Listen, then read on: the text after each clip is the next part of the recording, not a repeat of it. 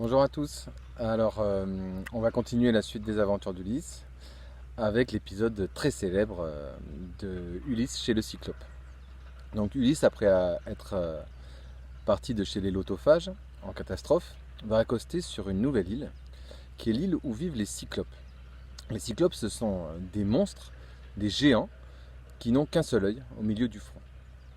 Et, nous dit le texte, ce sont des monstres qui vivent tout seuls, chacun dans sa grotte, et ils ne font pas d'agriculture. Ils ne cultivent pas, ils n'ont pas de société et ils n'ont pas de loi non plus. Chacun vit un peu comme il veut.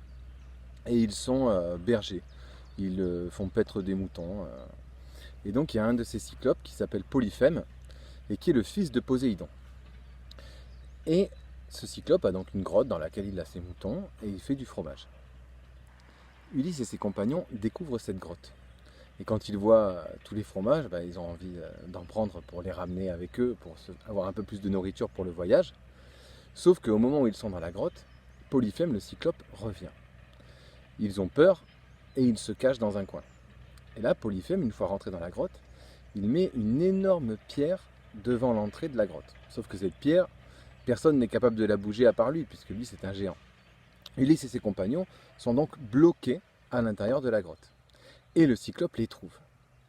À ce moment-là, Ulysse et ses compagnons ont extrêmement peur de lui, et Ulysse décide d'aller parler avec Polyphème. Il lui dit « Je suis un étranger et tu dois m'accueillir et respecter les lois de l'hospitalité. » C'est-à-dire, comme on a vu avec Alkinos, lui offrir un cadeau et lui offrir de dormir chez lui. Sauf que le cyclope, lui, on l'a vu, il ne respecte aucune loi. Donc, il s'en fiche de la loi de l'hospitalité.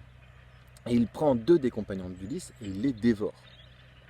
Il met ensuite Ulysse et ses compagnons dans un coin et il dit je vous mangerai un peu plus tard. Donc, Ulysse et ses compagnons sont terrifiés et ils ne savent pas comment faire. Et Ulysse réfléchit et il va monter un plan, une ruse pour pouvoir s'échapper. Il va d'abord demander à ses compagnons de prendre un olivier, un tronc d'olivier qui est dans la grotte, et de le tailler en pointe pour en faire un pieu. Il va ensuite aller voir le cyclope. Et il va lui offrir du vin. Il va lui dire, puisque tu ne veux pas me faire de cadeau, moi je vais te faire un cadeau pour respecter les dieux. Je vais te donner du vin et nous allons faire une libation, c'est-à-dire une cérémonie dans laquelle on va verser du vin pour les dieux. Le cyclope, lui, ne respecte pas du tout les dieux. Il s'en fiche complètement. Alors il prend le vin et il en boit. Et il se dit, mais c'est très bon cette boisson, redonne-moi un petit peu. Et Ulysse lui redonne du vin. Et il lui redonne du vin, et il lui redonne du vin. Si bien que le cyclope devient saoul.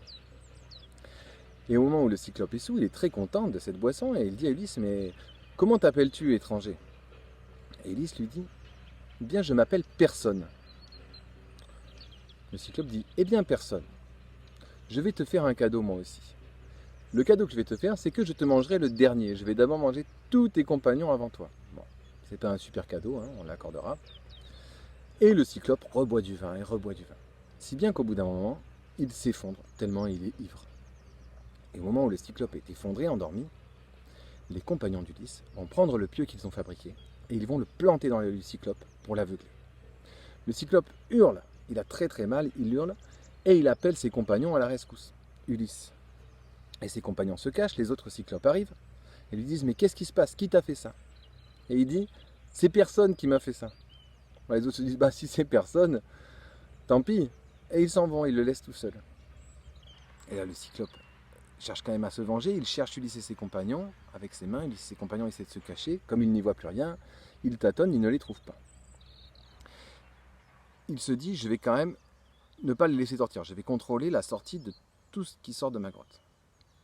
Et donc, il ouvre la porte et il fait sortir ses moutons un par un en touchant chaque mouton pour être sûr que ce n'est pas un humain.